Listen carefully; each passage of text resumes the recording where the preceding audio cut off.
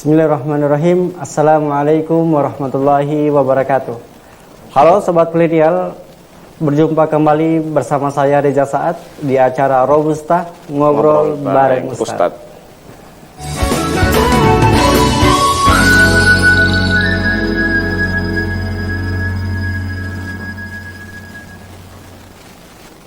Baik Sobat Milenial, sebelumnya saya tanyakan dulu kepada teman-teman bagaimana kabarnya. Semoga saya menjumpai teman-teman semua dalam keadaan sehat walafiat. Nah, pada sesi kali ini kita akan menarik satu tema yang berjudul tentang seputar haji dan kurban. Nah, pada kesempatan kali ini kita sudah bersama dengan narasumber kita, yaitu Ustadz Robi. Assalamualaikum Ustadz. Waalaikumsalam warahmatullahi wabarakatuh. Bagaimana kabarnya Ustadz? Alhamdulillah baik, dan semoga para pemirsa semua kami temui dalam keadaan sehat walafiat. Amin amin ya rabbal alamin. Baik Sobat Milenial, langsung saja kita ngobrol bersama narasumber kita tentang tema pada kesempatan hari ini. Nah Ustadz, mengawali obrolan kita pada sore hari ini, mungkin bisa dijelaskan terlebih dahulu korelasi antara ibadah haji dengan kurban ini Ustaz. Iya, alhamdulillah wassalatu wassalamu ala Rasulillah wa ala alihi wa sahbihi wa ala wa ba'd.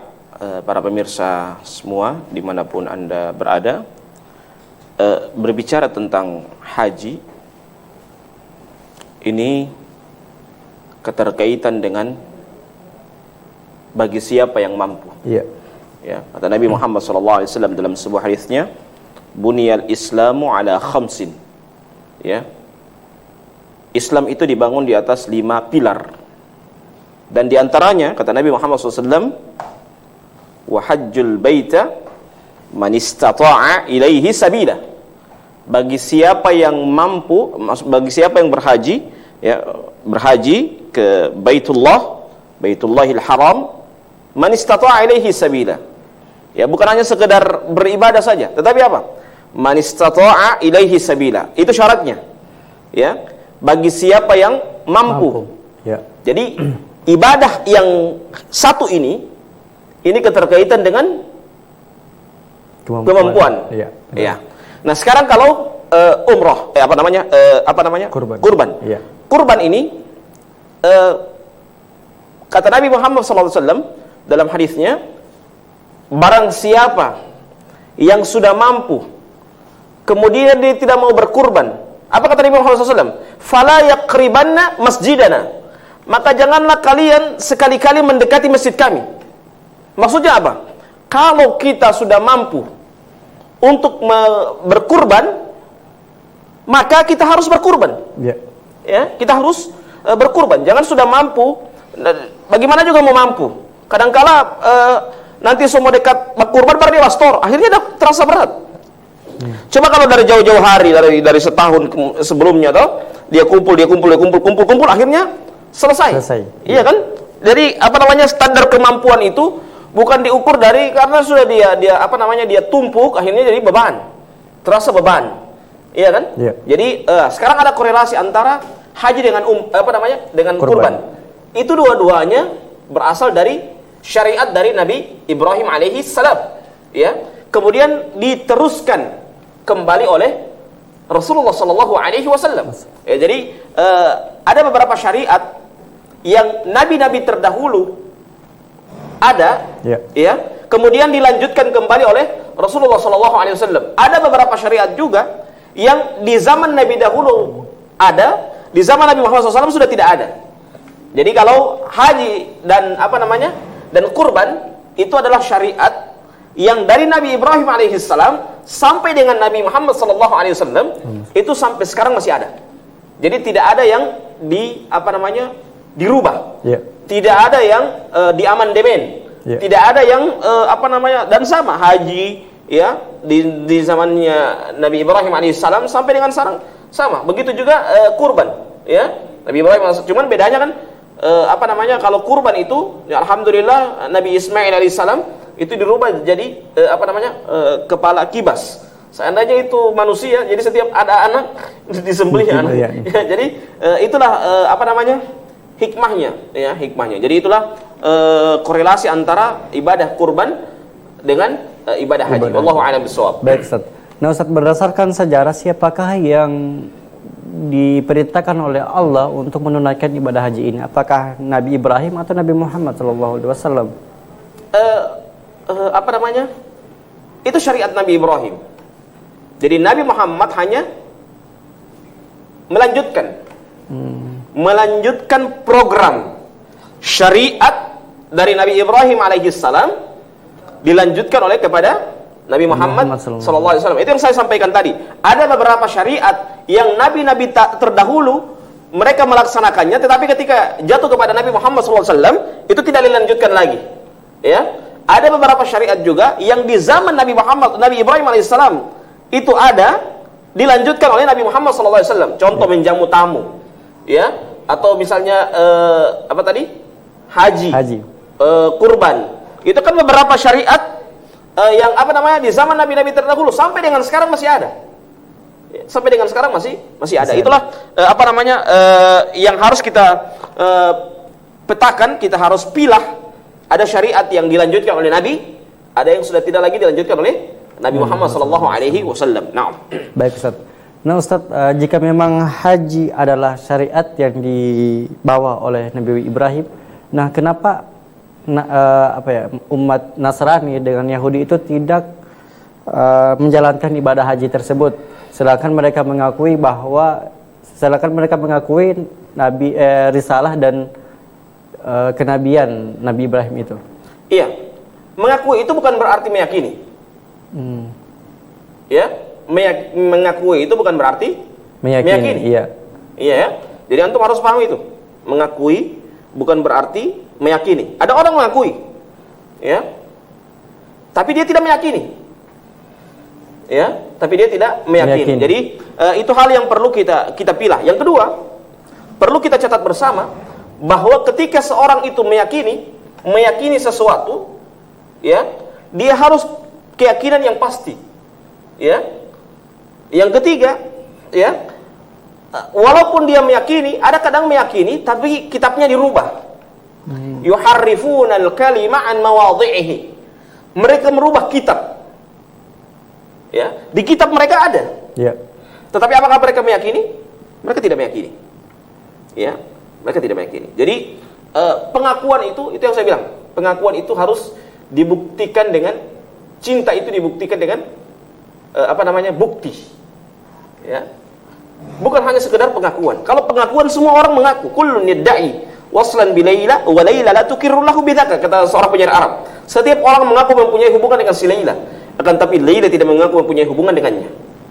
Ya. Jadi buktikan bahwa kita mengaku mencintai. Mencintai semua orang bisa mengakui. Ya. Semua orang bisa mengakui. Tetapi orang yang mengakui itu pasti harus dibutuhkan juga bukti. Apakah dia benar-benar pengakuannya itu benar-benar utuh atau tidak, atau dusta dalam pengakuan itu. Wallahu a'lam bishawab. Baik, Ustaz. Ada pertanyaan dari sobat milenial. Iya. Adakah yang berbeda antara rukun haji pada masa Nabi Ibrahim dengan zaman sekarang, Ustaz? Apa perbedaan? Apakah ada perbedaannya cuma dari sisi fasilitas. Ya, fasilitas. Sekarang fasilitasnya sudah memadai, tapi kalau rukunnya sama, ya, rukunnya sama, mujahadahnya juga sama, semuanya sama. Cuman kalau di zaman sekarang, kalau saya lihat itu, saya ke Masjidil Haram, sudah bertingkat-tingkat, ya. Jadi memang sama, cuman bedanya fasilitasnya sudah memadai. Sudah memadai. Itu saja. Kalau dari sisi ibadah tidak ada yang dirubah, tidak ada yang, karena ini masalah tauqifi. Masalah tauqifi itu maksudnya masalah yang memang sudah butuh tuntunan. Memang sudah ada tuntunan dari zaman dahulu kala, ya. Bahkan dari zaman Nabi Ibrahim alaihi salam, itu yang saya bilang tadi.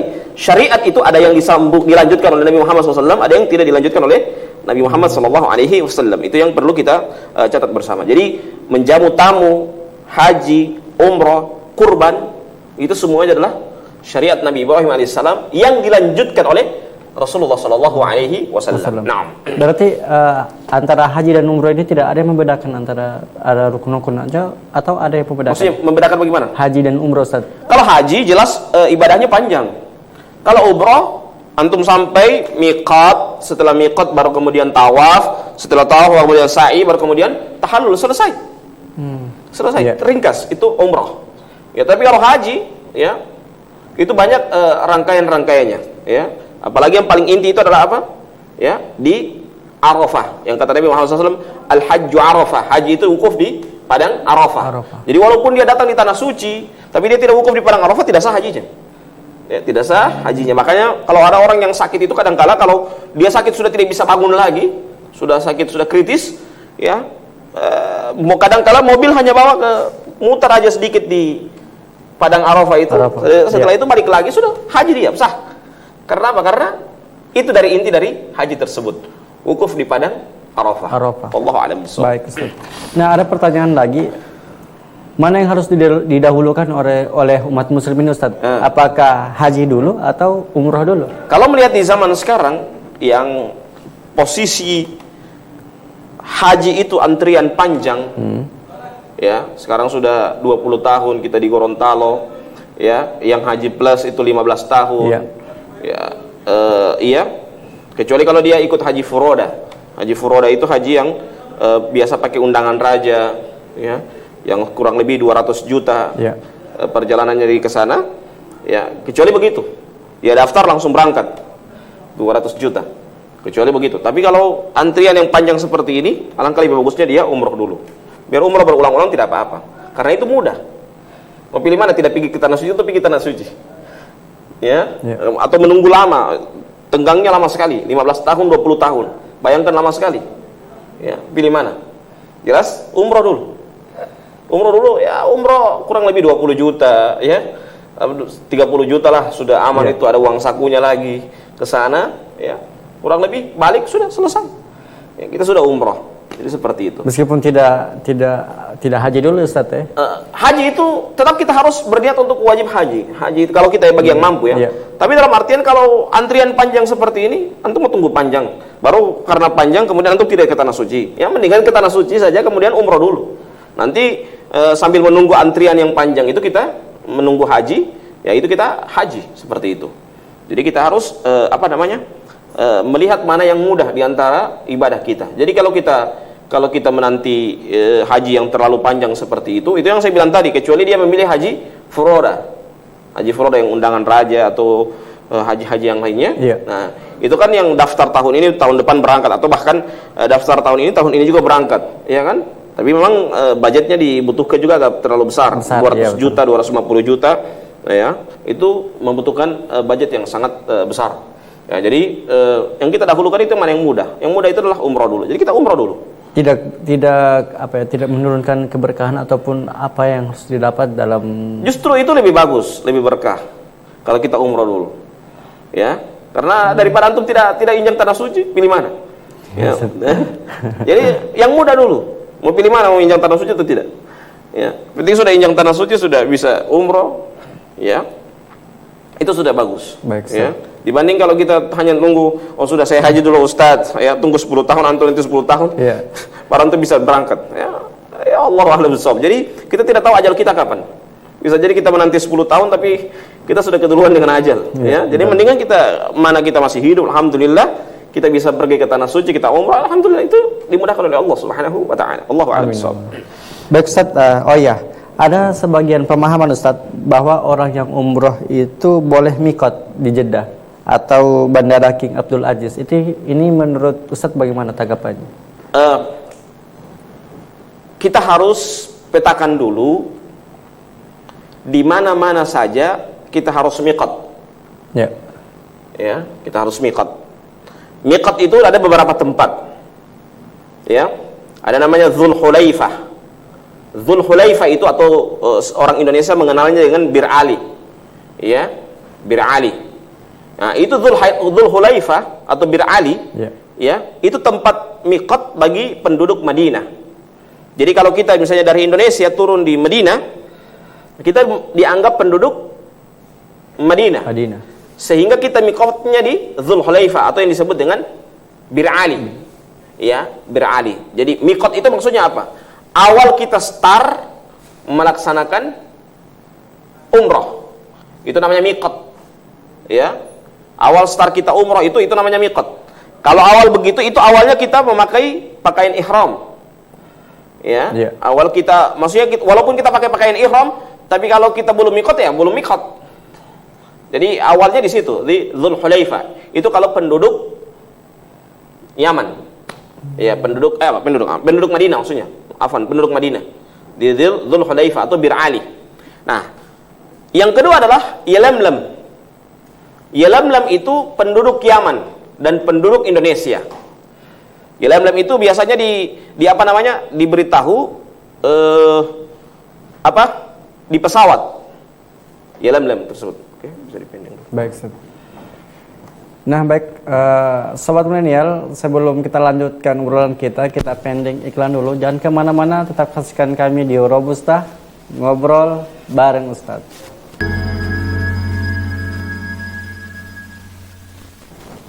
Baik, kembali lagi bersama kami di Robusta ngobrol bareng Ustaz. Nah Ustaz, mungkin bisa dilanjutkan lagi terkait. Iya. Jadi kalau penduduk Yaman dan Indonesia, mereka miqatnya di Yalamlam. Yalamlam itu diberitahukan nanti di pesawat. Jadi kalau orang makanya saya kalau umroh dari Indonesia, saya mau tanya dulu, ini rutenya kemana? Kalau langsung ke Mekah, berarti pas turun Jeddah langsung ke Mekah. Berarti saya miqat di atas pesawat. Saya turun di bandara itu saya pakai kain ihram memang. So mandi, tapi belum baniat. Baniat itu pas nanti diberitahu kalau sudah di pesawat kan kita sudah berada di Yalamlam, tempat kita miqat. Ya, tempat kita. Pada saat itu sudah berniat. Kalau sudah berniat seperti itu kita start dengan umroh kita. Start dengan umroh kita. Kalau saya memilih memilih di Yalamlam, bukan memilih di King Abdul Aziz. Karena saya belum mendapatkan riwayat dari Nabi, ya, dari ulama tentang miqatnya di King Abdul Aziz, ya. Yang ada itu di Yalamlam sama Dzulhulaifah yang selama ini, ya, Dzulhulaifah di kalau dia penduduk Madinah. Maksudnya dia kalau dari Indonesia turun di King Abdul Aziz langsung ke Madinah, atau turun pesawatnya langsung ke Madinah. Nah, itu langsung miqatnya di Bir Ali atau Dzulhulaifah. Kalau kita dari Indonesia langsung ke Mekah, berarti kita miqatnya di di Yalamlam, di atas udara, ya, di atas udara, di pesawat. Jadi seperti itu. Jadi saya kalau misalnya miqatnya di Yalamlam, jadi saya pakai ihram memang dari start dari naik pesawat, ya. Kemudian niatnya nanti sudah di atas pesawat. Baru kemudian saya mulai berniat untuk umrah. Allahu a'lam bishawab. Baik, Ustaz. Nah, Ustaz, ada sebagian pemahaman yang mengatakan bahwa umroh berulang-ulang dalam satu kali safar itu dianggap bid'ah. Ini menurut Ustaz bagaimana? Itu tidak bid'ah. Itu adalah suatu hal yang tidak mengapa. Dan bisa jadi itu termasuk yang sebagian para ulama membolehkan, karena itu termasuk ihda'us thawab 'alal mayyit. Bolehnya kita mengirim pahala kepada orang yang telah meninggal dunia. Ya, orang yang telah meninggal dunia, kita boleh mengirim pahala lewat kita umrah berulang-ulang. Karena kewajiban umrah itu cuma satu kali bagi kita. Jadi orang yang bisa umrah ulang-ulang itu orang yang sudah pernah umrah. Ya. Ya umrah maksudnya satu kali safar, ya. Satu kali safar umrah berulang-ulang. Ya. Itu diperbolehkan. Ya. Diperbolehkan demikian. Jadi satu kali pas umrah untuk dia pribadi karena kewajiban bagi dia.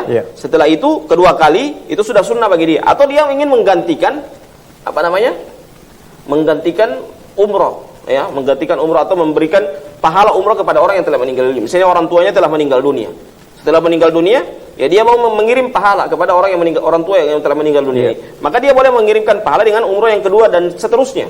Orang-orang yang telah meninggal dunia kita bisa kirim pahala kepada orang tersebut dengan kita mengirim pahala lewat kita umroh yang kedua kali sampai seterusnya. Seperti itu. Tapi dalam satu kali safar ini, satu kali ente ke Saudi itu bisa umroh kan kita bisa jadi kan 7 hari, 12 hari, ya ada yang 15 hari di sana kan. Jadi seperti itu kita pergunakan untuk umroh berulang-ulang. Ya dengan kita mengirim pahala kepada orang yang telah meninggal dunia, atau kita mengirim pahala kepada orang yang kita mengirim pahala kepada si mayit, ya itu diperbolehkan dengan kita. Tapi yang dengan syarat kita umrohkan dulu ke diri kita, karena kita yang wajib. Jadi orang yang mengirim pahala dengan pahala umroh atau haji yang kepada orang lain, syaratnya dia harus umroh dulu, dia harus haji dulu. Ya, jangan dia belum haji, belum umroh, kemudian semua punya niat untuk mengirim pahala kepada orang lain. Ini tidak boleh. Allahu a'lam bishawab. Baik, Ustaz. Nah, Ustaz, bolehkah kita membadalkan haji dan umroh ini, Ustaz? Itu tadi boleh dengan beberapa syarat. Yang pertama, kita dulu sudah haji atau kita dulu sudah umroh. Itu yang pertama. Yang kedua, ya, pada saat kita mau haji atau umroh, membadalkan ini, ya, harus tiap kali perjalanan satu orang. Jangan tiap kali perjalanan sudah dihitung 5 orang, 6 orang. Itu tidak boleh. Saya lihat di beberapa tempat ada orang yang demikian.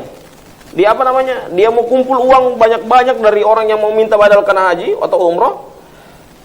Dia kumpul, dia satu kali perjalanan, itu tidak boleh. Satu kali perjalanan untuk 1 orang. Jadi kalau 10 orang yang menyetor uangnya untuk minta badalkan haji atau umroh, 10 kali dia perjalanan. Seperti itu. Jadi 10 kali dia perjalanan haji dan umroh. Itu yang perlu dia perhatikan bersama pada saat dia mau haji dan umroh tersebut. Itu yang supaya kita benar-benar melaksanakan haji dan umroh itu sesuai dengan apa yang kita badalkan, itu sesuai dengan tepat sasaran. Jangan karena kita ingin hanya mengejar profit, ya, kita kumpul banyak-banyak orang satu kali badal, ini sudah badal haji, yang penting sudah keluar sertifikatnya. Ini ibadah ya akhi. Jangan kita memanipulasi ibadah. Hanya cuma sekedar yang penting ada sertifikat ustadz, dia sudah badal tuh sampai umroh, tuh sampai haji. Padahal cuma 1 kali perjalanan. Harusnya tiap orang dia 1 kali perjalanan. Itu yang perlu kita catat bersama. Allahu a'lam bishawab. Baik, Ustaz. Ustaz, apakah umroh ini ketika misalnya yang pertama kali kita pergi itu untuk kita? Terus baru kita balik lagi dan keduanya kali untuk kita berikan ke pahala orang lain, buat menjadikan pahala untuk orang lain itu. Iya, boleh. Itu namanya badal haji, badal umroh. Badal haji. Itu namanya badal. Badal itu menggantikan. Jadi yang pertama untuk kita, yang kedua kita yang melaksanakan, tapi pahalanya tujuannya untuk kita kirim kepada orang lain. Itu maksudnya badal. Badal itu artinya mengganti. Jadi kita melakukan umroh atau haji yang kedua dan seterusnya, tapi kita tujuan bukan untuk kita. Tujuannya kita niatkan untuk orang lain. Itu namanya badal. Itu namanya badal haji dan. Tapi pahalanya itu tetap sama, Ustaz? Atau keberkahan atau pahalanya sama atau bagaimana? Untuk orang yang pergi juga itu dapat pahala juga. Dapat pahala. Tapi dia tujuannya untuk badal kepada orang lain. Oke. Baik, Ustaz. Satu kali lagi, Ustaz. Bolehkah satu kampung atau satu sekolah berkurban dengan 1 ekor sapi? Ini sudah masuk dalam kurban ini. Iya, kalau kurban itu kurban itu ukurannya 1 ekor sapi itu untuk 7 orang. 1 ekor sapi untuk 7 orang. 1 ekor kambing untuk 1 orang atau 1 keluarga. Iya. 1 ekor unta untuk 10 orang. Nah, sekarang pertanyaan, bagaimana dengan orang yang berkurban 1 ekor sapi untuk 1 kampung? Iya kan? Dia bukan dihitung kurban, tapi dia dihitung sedekah. Dihitung sedekah, bukan kurban. Ya. Jadi dia dihitung sebagai sedekah. Jadi itulah kita harus catat bersama, kita harus petakan bersama mana itu kurban dan mana belajar berkurban. Jadi kalau ini dia diukur sebagai belajar berkurban, ya, bukan diukur sebagai berkurban, ya, bukan diukur sebagai berkurban. Allahu a'lam bishawab. Baik, Ustaz. Kita pending dulu, Ustaz. Iya. Nah, baik sobat milenial, jangan kemana-mana, tetap saksikan kami di Robusta ngobrol bareng Ustaz. Assalamualaikum.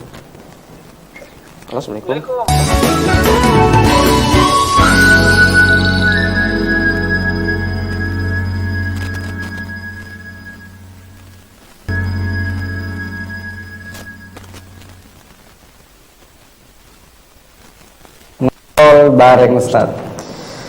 Nah, kita lanjutkan obrolan kita pada sore hari ini. Nah Ustaz, berikutnya bagaimana, ini masih terkait dengan haji Ustaz. Bagaimana dengan calon jamaah haji yang meninggal sebelum tiba di tanah suci? Apakah tetap mendapatkan pahala haji? Dan juga apakah bisa dibadalkan oleh satu orang yang ada dalam rombongan itu? Kalau dia sudah berniat, maka dia sudah dihitung, sudah mengamalkan. Ya, sudah mengamalkan. Apalagi dia berniat kemudian meninggal dunia, insya Allah ya.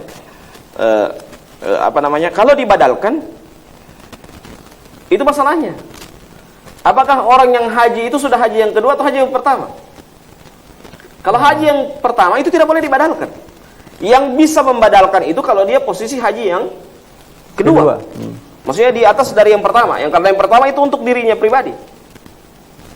Untuk dirinya pribadi. Itu yang kedua. Ya. Jadi kalau yang pertama, ya, itu untuk yang pertama untuk dirinya pribadi, dan yang kedua untuk orang lain. Ya, bisa dibadalkan kemana. Jadi harus dipastikan dulu berapa orang, ada nggak yang umrohnya itu yang yang kedua yeah. Atau di atas yang pertama. Bisa saja yang ketiga, yang keempat, yang kelima, ya kan? Ada yang begitu tidak? Ya, kalau yang begitu berarti dia bisa badalkan. Tapi kalau tidak ada, tidak boleh. Ya, tidak boleh. Wallahu a'lam bishawab. Nah Ustaz, bolehkah seorang perempuan berangkat haji itu tanpa ditemani mahramnya? Harusnya kalau aturan sebenarnya dia harus punya sama mahram. Iya. Punya mahram. Cuman sekarang kan memang kadangkala ada yang mahram buat-buatan. Ya, mahram buat-buatan. Maksudnya mahram buat-buatan ini bagaimana? Dikasih pasang di ininya. Oh, ini mahram si A, mahram si B. Padahal bukan mahram. Ya. Cuman karena menjaga saja dikasih mahram begitu. Ya, dengan membayar dan lain sebagainya. Ini sebenarnya yang perlu kita untuk kritisi bersama. Ya, untuk kritisi bersama. Jadi harusnya kalau dia mahram, betul-betul mahram. Ya, mahram maksudnya mahram di sini adalah orang yang haram untuk dinikahi. Itu namanya mahram, ya. Yang memang senantiasa untuk kita, yang menjaga kita. Seperti misalnya mahramnya itu kan misalnya seorang ibu, anaknya, ya, atau suaminya, ya, itu kan mahramnya, atau kakaknya, ya kan, itu mahramnya. Ya seperti itu. Ya, seperti itu. Jadi bagusnya dengan mahram kita. Allahu a'lam bishawab. Baik, Ustaz. Nah, ada pertanyaan dari sobat milenial, ada wacana agar musim haji dapat dibuka juga di luar bulan Zulhijjah. Nah, mengingat makin banyaknya jamaah haji tersebut, ini bagaimana pandangan Ustaz? Ya, kalau terkait pandangan banyaknya jamaah yang akan ya, antri tidak boleh dibuka di bulan lain. Karena apa? Kata Allah Subhanahu wa taala, "Al-hajju ashhurum ma'lumat." Ya, haji itu bulannya telah ditentukan. Bulannya telah diketahui. Bulan haji itu cuma 2, Dzulqa'dah dan Dzulhijjah. 2 bulan itu. Jadi tidak boleh karena sudah banyak membludak nanti hajinya bulan Syawal, hajinya bulan Muharram. Oh tidak. Haji itu ditentukan bulannya, bulan Dzulqa'dah dan bulan Dzulhijjah. Itu bulan bulan haji. Seperti itu. Jadi sudah sudah ditentukan bulannya. Tidak boleh kita mau buat bulan sendiri. Oh, saya mau haji nanti bulan haji bulan Muharram kah, bulan Rajab kah? Ini bukan haji di Tanah Wangko ini. Ini haji di Tanah Suci. Kalau haji di Tanah Suci begitu, bulannya jelas, waktunya jelas, tempat miqatnya jelas, ya. Semuanya jelas, ibadahnya jelas, ya. Wukufnya di Padang Arafah. Kalau kita mau wukuf, ente sendiri yang mau wukuf kalau selain dari bulan Dzulhijjah, ya. Jadi bulannya jelas. Jadi seperti itu. Itu namanya masalah tauqifi yang memang sudah ada tuntunan dari Nabi Muhammad SAW dan sudah disepakati. Jadi sudah disepakati ibadahnya. Dia bukan masuk masalah masalah yang furu' tapi sudah disepakati oleh para ulama. Allahu a'lam bishawab. Baik, Ustaz.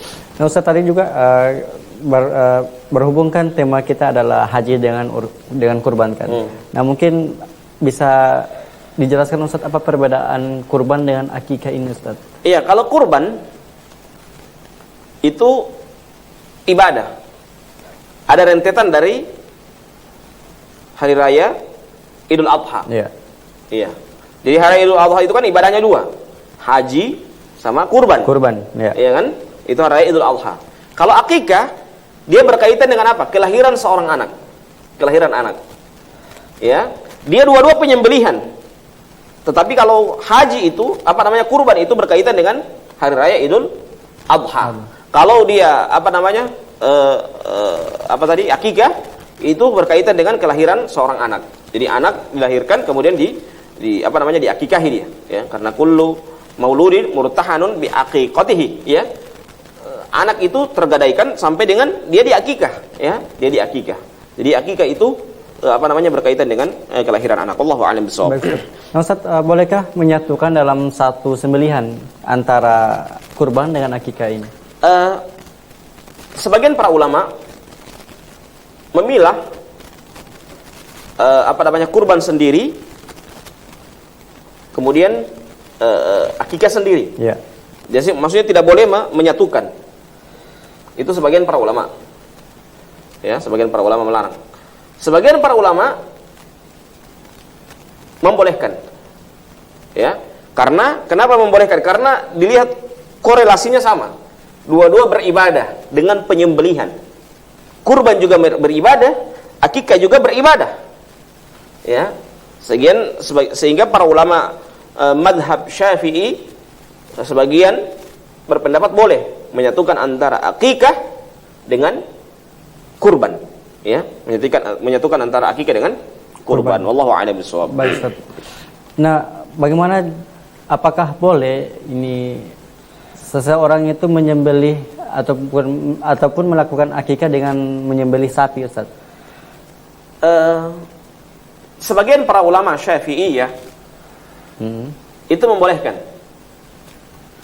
akikah dengan sapi. Iya. Jadi kalau laki-laki kalau misalnya di hadis itu 2 ekor kambing, berarti 2 ekor sapi. Perempuan 1 ekor kambing, berarti 1 ekor sapi. Jadi jumlahnya harus sama dengan sama dengan kambing. Jadi dilihat jumlahnya. Jadi kalau laki-laki kan 2 ekor kambing kan, berarti kalau dianalogikan ke sapi, berarti 2 ekor sapi kalau laki-laki. Perempuan 1 ekor kambing, berarti 1 ekor sapi. Ya, jadi seperti itu analoginya. Tapi saya lebih cenderung kepada dengan kambing. Jadi kalau laki-laki 2 ekor kambing, perempuan 1 ekor kambing. Jadi seperti itu. Jadi tidak sampai juga ada larangan untuk kita akikah dengan sapi. Karena sebagian para ulama Syafi'iyah membolehkan dengan mengakikah dengan sapi. Wallahu a'lam bishawab. Baik, Ustaz. Nah, Ustaz, terdapat juga di berbagai kalangan, terutama di masyarakat, ketika mengakikah itu kadang sudah besar, mungkin terkendala di ekonomi, uang dan sebagainya. Iya.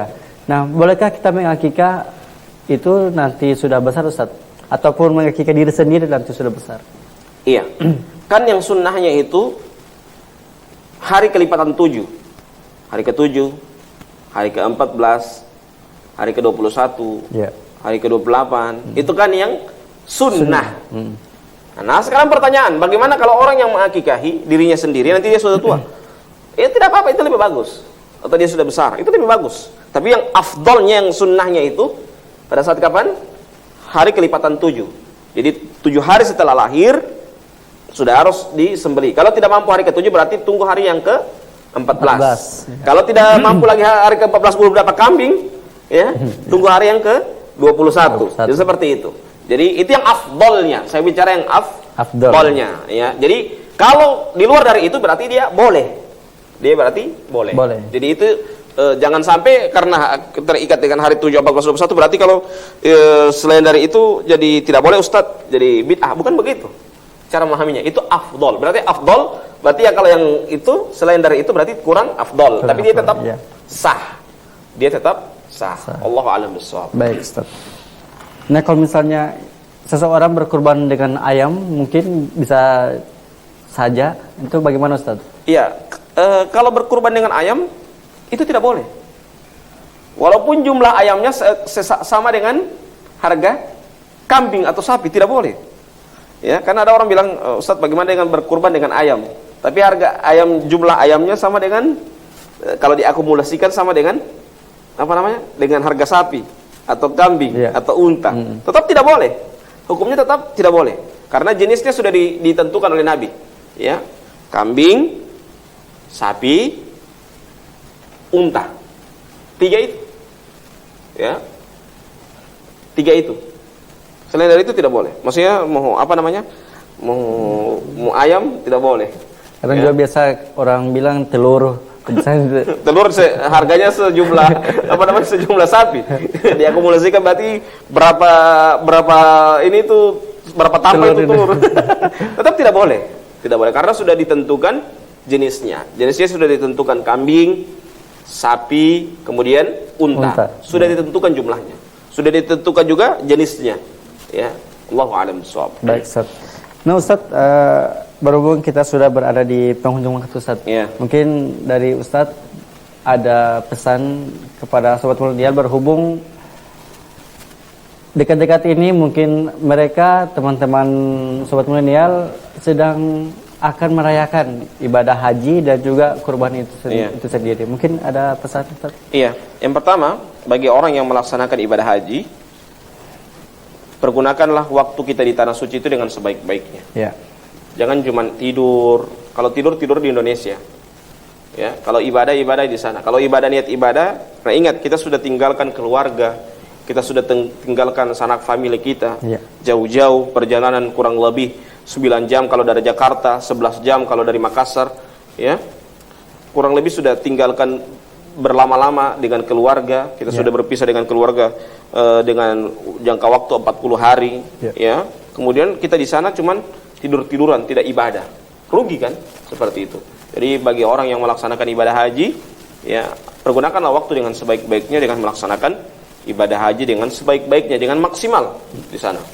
Kemudian yang berkurban, ya, kurban juga dengan baik-baik. Kurban ini bukan kongkong beli hewan. Jadi jangan dikira, kadang-kala kan ada orang yang protes, Ustadz saya kambing, Ustadz saya ini dapat kurban, Ustadz mau dapat daging sadiki. Ya, ini bukan kongkong beli sapi, kongkong beli kambing. Ya, ini berkurban. Kalau berkurban apa yang dikasih itu terima.